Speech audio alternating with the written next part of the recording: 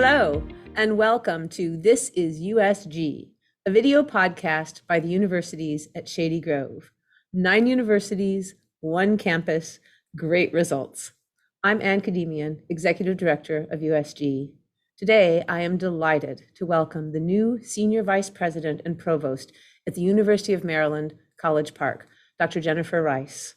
As Provost, Dr. Rice serves as the university's Chief Academic Officer and has budgetary responsibility for all academic programs and resources, along with oversight of academic policies and regulations. She was named to her post earlier this year after more than 25 years with the university, most recently as Dean of the College of Education. Dr. Rice, great to have you with us today. It's great to be here. Thanks so much for having me. Thank you for joining us. I wonder if we could start at the beginning. You have such an interesting pathway, education policy and research and different institutes.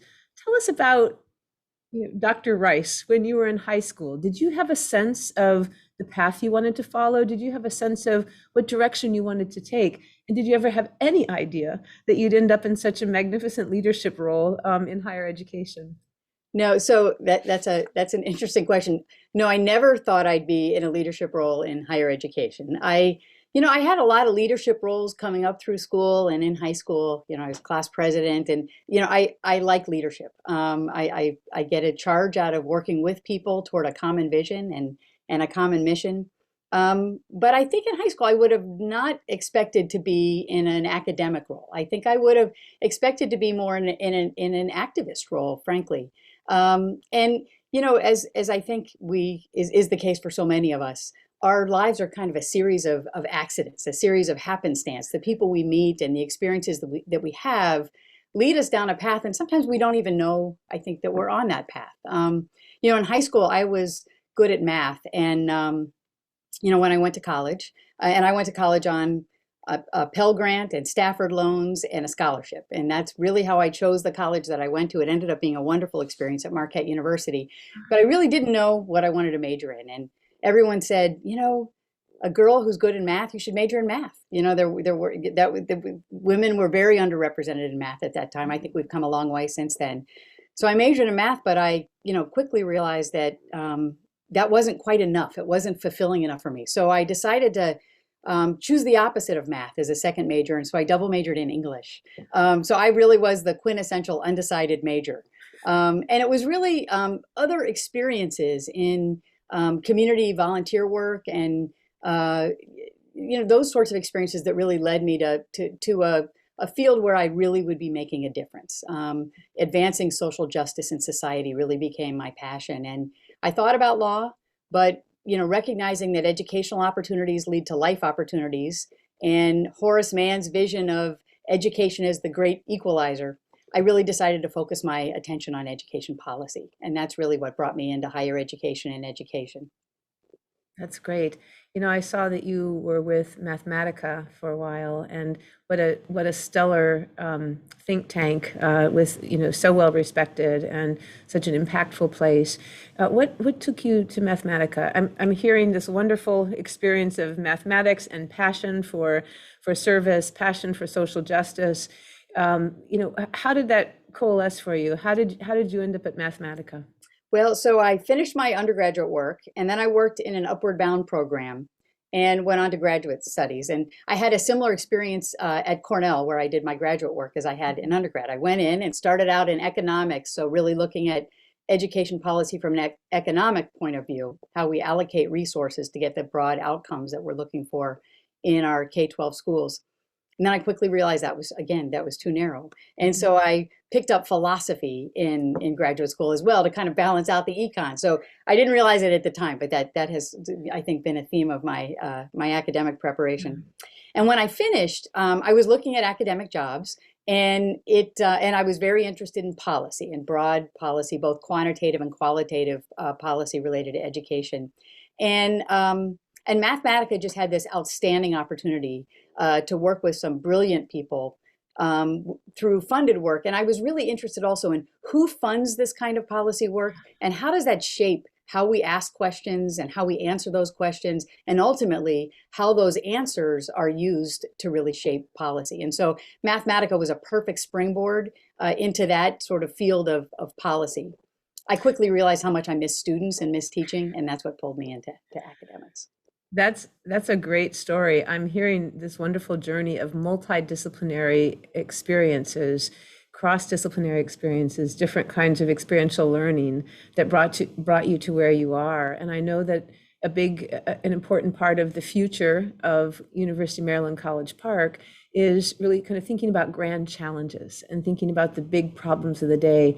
Could you talk a little bit about how that approach to education, informed by your own experience, how does that fit or help advance this bigger focus on the grand challenges and what that means for the university? Yeah. So one of my major responsibilities right now is working on our strategic plan. And at the very core of that sit the grand challenges of our time. And I know I am united in mind with President Darrell Pines that that's really something that can focus the attention of our entire campus community is on these grand challenges.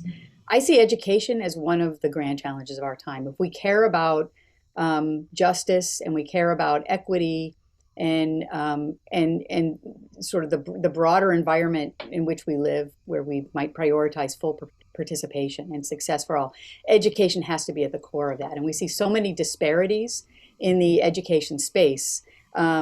So education is just stands among climate change and the pandemic and global health and so many other grand challenges when we think about the kinds of things that we need to be addressing. But I also see grand challenges almost by definition. They're grand because they're really hard to solve. They can't be solved by any single discipline or any single research agenda. They really are interdisciplinary by nature. And so I think that interdisciplinary background that I bring helps shape how I look at those grand challenges and the importance of collaboration and working with people across disciplinary boundaries to see these problems from lots of different perspectives. Yeah, no, it's great. It's very exciting. I've seen some of the grand challenge discussions and lectures and some of the classes that President Pines has taught on this topic as well. And I think it's a wonderful way to focus the energy of the future and focus the direction of students Thank you. As well. Absolutely. Tell us a little bit about strategic planning. We at Shady Grove are in the midst of a strategic planning process. This is about our 6 months or so into this process. And it's a pretty intensive effort to, rally everyone together and think together and plan together. Tell us a bit about the approach you're taking at College Park. I've been, privy to a lot of the emails that are coming through that are very, inviting everyone to participate and kind of sharing the excitement. What drives your approach, if you will, to a successful strategic planning process? Yeah, so I think one of the keys, there really, in my mind, are two keys to this. One is having a really strong set of foundational values or grounding principles, guiding principles, whatever you like to call them. But knowing what your sort of your compass is in guiding all of the work that you do. And so that was a lot of conversation up front in determining what those guiding principles would be in our strategic plan. And so we're really focusing on 6 of them. So excellence, diversity, equity, and inclusion, the impact that we have that's much broader than our scholarly impact, but really the meaningful impact that our research, teaching, and service can have, a spirit of innovation, a commitment to collaboration, and a real deep drive to serve humanity, that our work ought to be really. So those guiding principles are foundational. The second, I think, essential element to good strategic planning is to involve lots of voices and lots of perspectives. And so trying to create an inclusive process has been a real priority for me in the strategic planning. I often say, and I also, when I was Dean of the College of Education, started that experience with strategic planning as well. And I was frequently quoted as saying that the process is as important as the product. That even if we come out with a great strategic plan, but it just comes from me or just from the president, it's not going to be a very good plan because it's not owned by our entire community. And so that communal ownership is absolutely essential, not only to constructing a really great strategic plan because so many perspectives feed into it, but it will also allow us to implement that strategic plan because it's a shared vision and a shared set of priorities and goals that we have. And so trying to create lots of spaces. It's a little trickier as a provost than it was as a dean. It's a much, much bigger, more diverse community, but finding ways, lots and lots of different ways to allow people to voice their views and thoughts and share their opinions and perspectives throughout the process has been a real priority for me. It's very exciting. I'm so excited to see how the plan evolves and the kickoff of it. And it's a very exciting process. You know, you lift up the importance of joint research, shared research, collaborative research across disciplines. In my experience over the last 20 years or so, this has been one of the biggest challenges around focusing on big questions or cross-disciplinary work. We're comfortable oftentimes working within our own disciplines, working with our own methods, and having people take pieces of a question, but not necessarily working together on something. It's very labor intensive to build a team that is multidisciplinary, and it's not always successful initially. It can be gradually very successful, but it can be very, very challenging. And, people are conditioned to think about their own discipline and getting tenure in their own discipline and the research in their own discipline that's really, really important and has always been. But this shift towards a grand challenge or towards a more multidisciplinary problem-solving team science approach is very challenging, I think. And I'm wondering if you have experience yourself that you could share with us about how you've made that work in your own research. I know you are an author of many, many articles, and many of them are multiple authors as well. So you're modeling this collaborative work on a regular basis. What has worked for you in building that? And what are some of the strategies or ideas you have for how to promote more multidisciplinary team research at College Park? Yeah, so, education is, again, it's multidisciplinary. It is an applied field. Mm-hmm. And so, bringing just the discipline of economics or even economics complemented by philosophy, which is a bit what I bring to the table, Mm-hmm. it isn't quite enough. I mean, I can do the best cost benefit analysis in the world, but if I don't think about the political environment, the policies that I'm looking at are not likely to be implemented, right? So there are lots of different perspectives that need to be accounted for when we talk about education. That's what's really driven my own collaboration. So I work very closely with a political scientist, for instance, and part of our team has often been a sociologist who's a close colleague. So and then we bring our students along as well, and they become incredibly valued collaborators. Yes. So it's been essential for my own work. I think, and I think it's becoming more prevalent on college campuses. One thing that it has held us back, unfortunately, has been our own promotion and tenure systems, our own evaluation systems that have heavily prized individual contributions, which sometimes are hard to demonstrate through collaborative work. And so, one thing that is most likely to be a major emphasis at the University of Maryland moving forward is something that I led in the College of Education as well. And that's a rethinking of our promotion and tenure policies to ensure that the standards that we have and the expectations that we hold for faculty, both tenure track as well as professional track, are well aligned with those guiding principles that I just talked about. Mm-hmm. Very often they're not. So if we're focusing on individual contributions, but we say we care about collaboration, we're probably going to be disappointed. It's going to be hard to get people to collaborate. I think the same thing holds for impact. If we measure impact really narrowly as citation counts, but we really care about real world impact, we're going to be disappointed. Same holds for diversity, equity, and inclusion. And we could go on and on. If we don't have those indicators of those principles in our promotion and evaluation and reward systems, spoken like a true economist, we're unlikely to see those behaviors come through. And so I think we need to prioritize collaboration in our promotion and tenure and reward systems across the board at our universities. And then I think we'll see people engage more in those kinds of activities, because I think most of the faculty that I meet are very committed to collaborating. They like to collaborate, but they often wait to do it until they've earned tenure, because they need those individual pubs to get tenure. So we just need to rethink how we think about faculty roles and what we want to see our faculty doing in terms of the nature of their work. And collaboration's got to be part of it.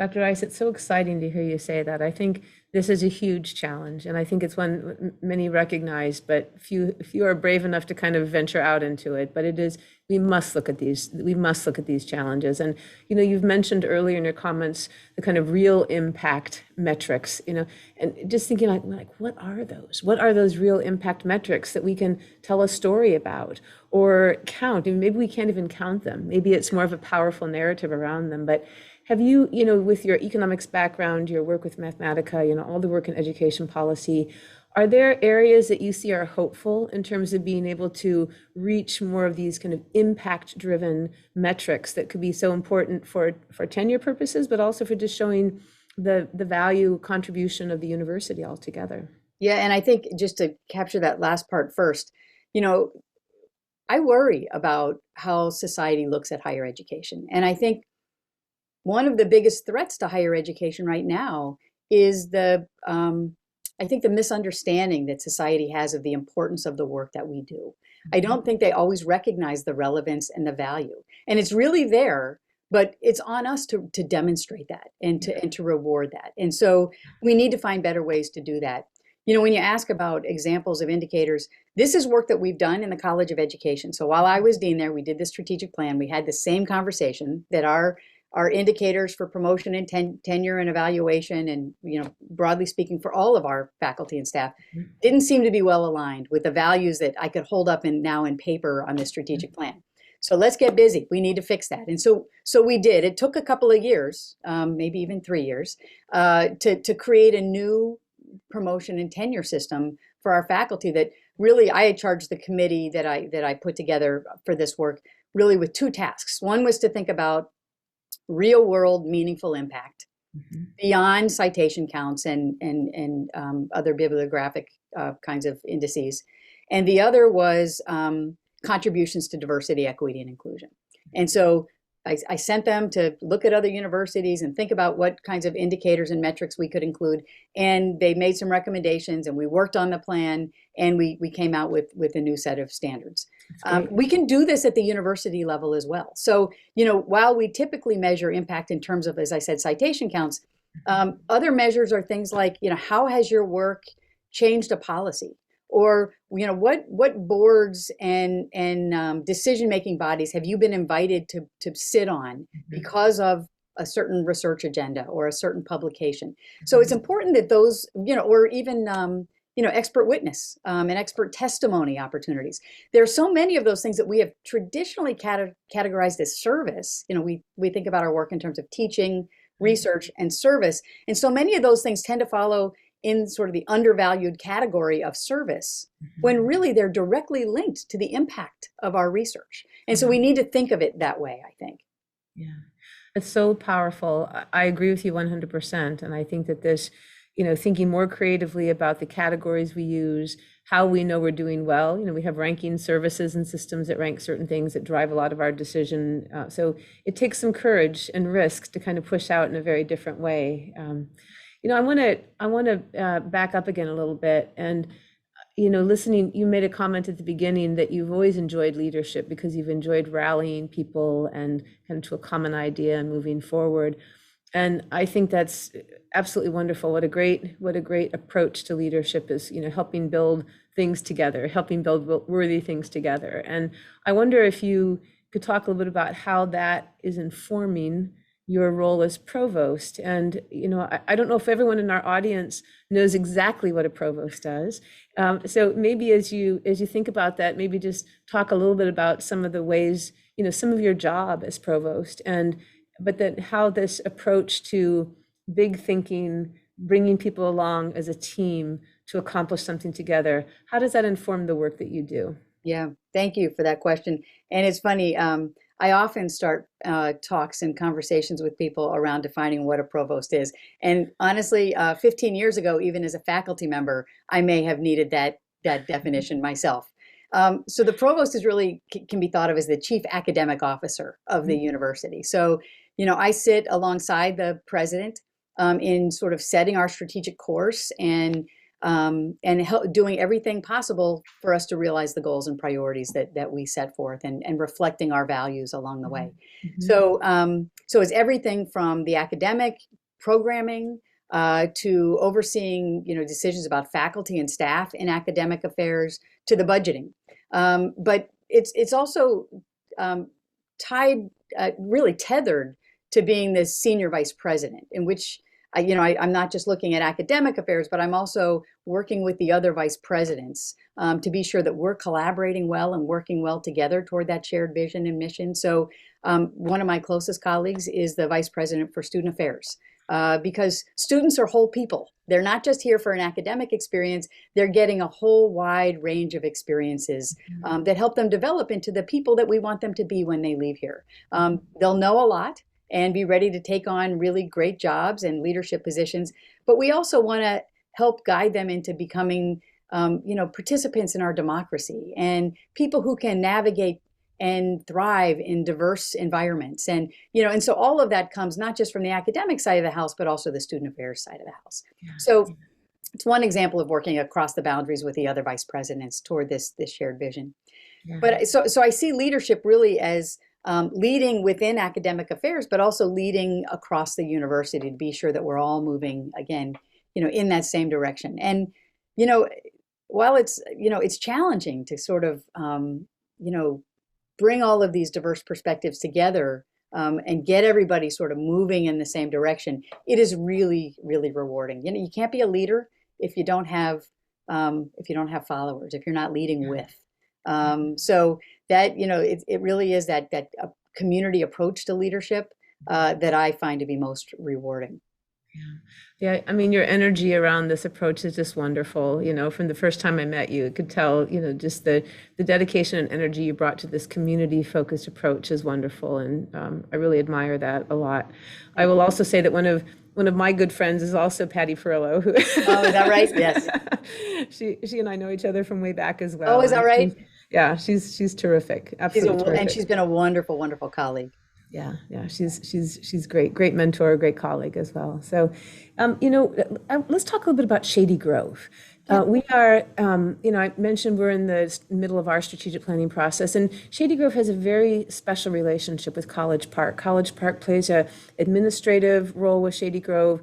And also, it's our biggest partner. The most students, enrolled in degree programs here at Shady Grove are from College Park, and we have a bunch of really new, exciting programs here, and in biocomputational engineering, and in embedded systems, and the Internet of Things, and biological sciences, and there are just a lot of really exciting things that are happening here through College Park. As you're going through your strategic planning process, we're not front and center, but how are you thinking about Shady Grove? How are you thinking about where, the role Shady Grove might be able to play in some of the strategic objectives that you all have in the broader work at College Park? Yeah, well, let me first just say how impressed I have been with your strategic planning effort. It is so thoughtful, and I have really enjoyed hearing you talk about it because you just light up. It's impressive, and I'm excited to see the outcome of your strategic planning as well. Thank you. But we're sort of narrowing in on 4 what we're calling strategic commitments, which are sort of the large buckets of ideas that are coming together. And I think Shady Grove fits in squarely to 2 of the 4 of those. One is about building bridges to positively impact the future, and those bridges are really our partnerships. And we have a very strong and long and strong, I would say, partnership with Shady Grove that I have really enjoyed working with you, and I look forward to continuing to work with you when we both have our strategic plans in hand.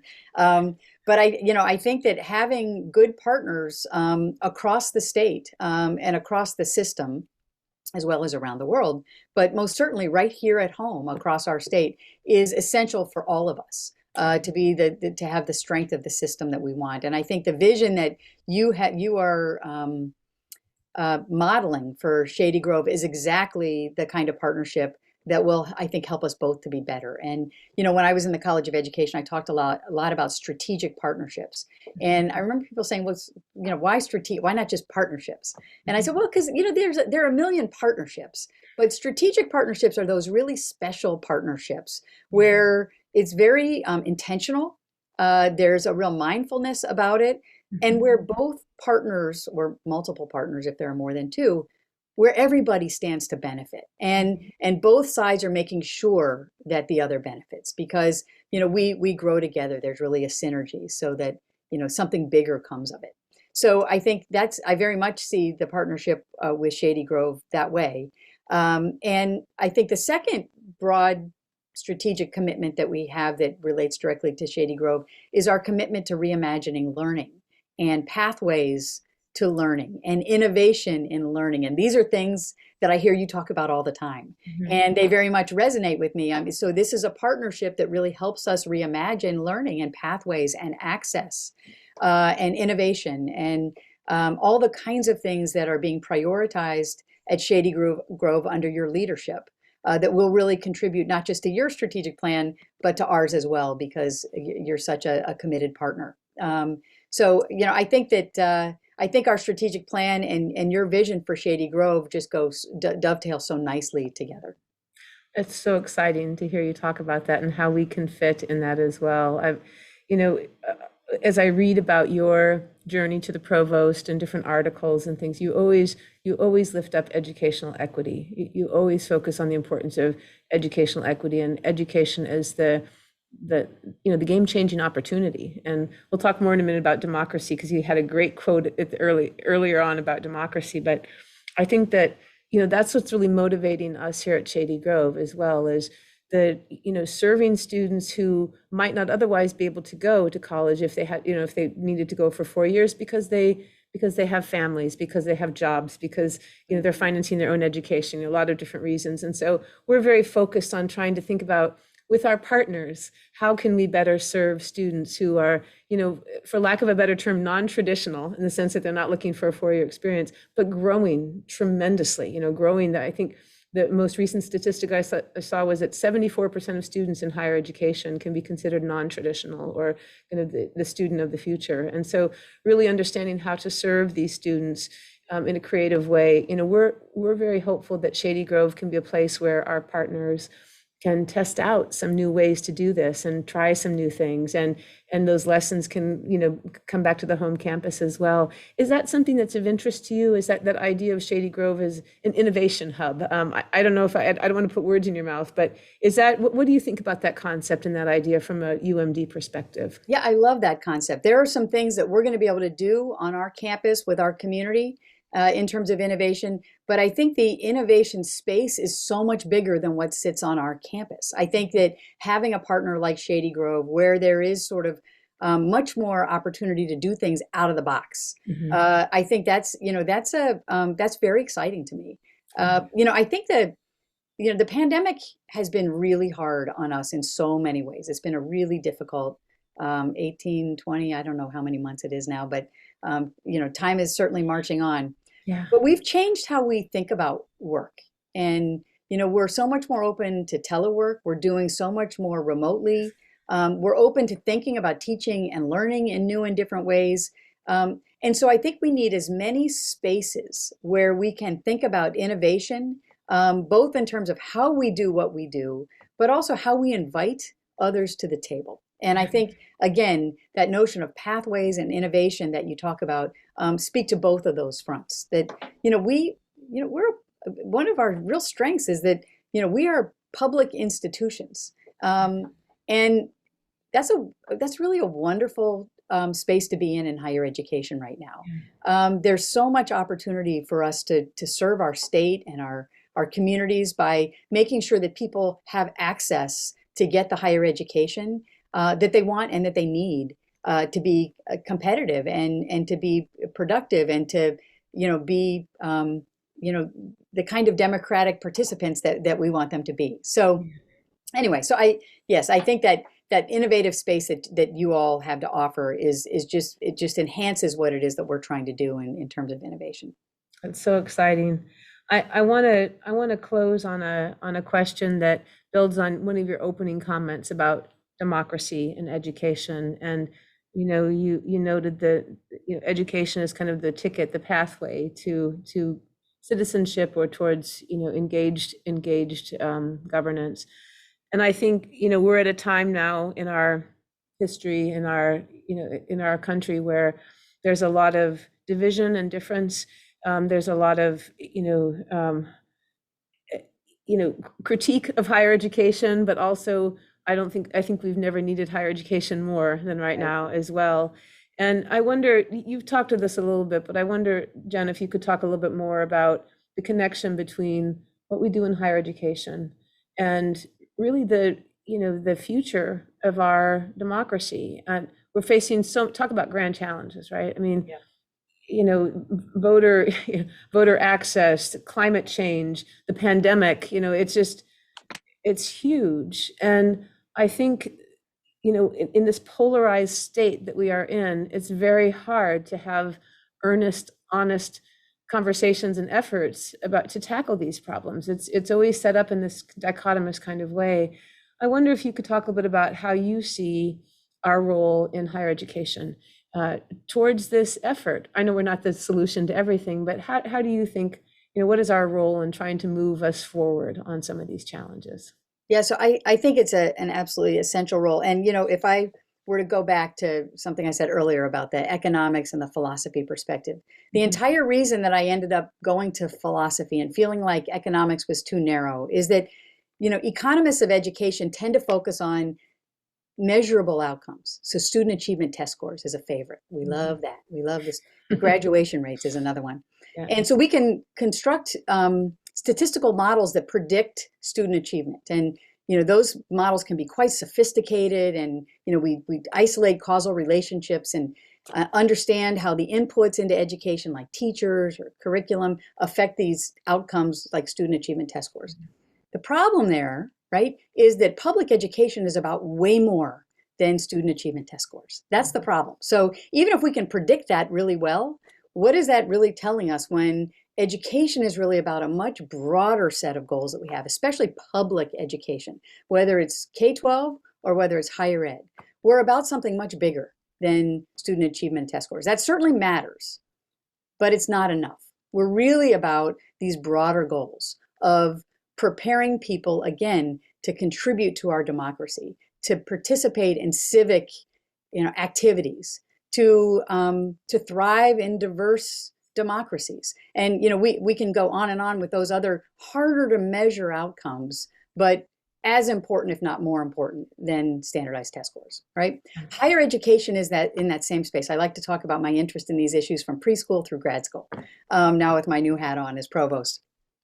So those same kinds of outcomes are just absolutely essential. That higher education, we do produce educated workers for the economy, and I don't mean to diminish that at all. That is critically important, but we have seen threats to our democracy over the past 18 months.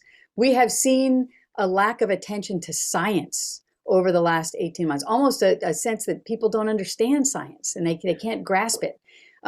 We have seen threats to climate change, and we could go on and on. And so in higher education, we get this wonderful sort of dual purpose of, on the one hand, educating individuals to come out of higher education able to talk across differences and understand climate change and understand science and understand the importance of democracy and all of those kinds of things. So we educate them, and that's one huge set of contributions. The other space that we contribute in, though, is through and helping to move the needle on these grand challenges, to study them and understand how we can make meaningful changes toward solutions to those grand challenges like climate change. So it's just this wonderful space to be in, because we can affect really meaningful change in so many ways. Yeah. Well, Provost Rice, your dedication and enthusiasm for the future is really, it's intoxicating. I have to tell you, I'm so excited to be working with you, and setting this tone of we can do this, we've got this, we can do it together. Is so important, and it's so refreshing. And just know that you have a lot of fans, a lot of people really excited about your leadership and excited to work with you going forward. So thank you so much for your time tonight. This was a wonderful experience for me, and I hope you enjoyed the conversation as well. I really enjoyed the conversation, and thank you so much for your leadership and for having me. I am just thrilled to be working with you as we both move forward. So thank you so much. Thank you.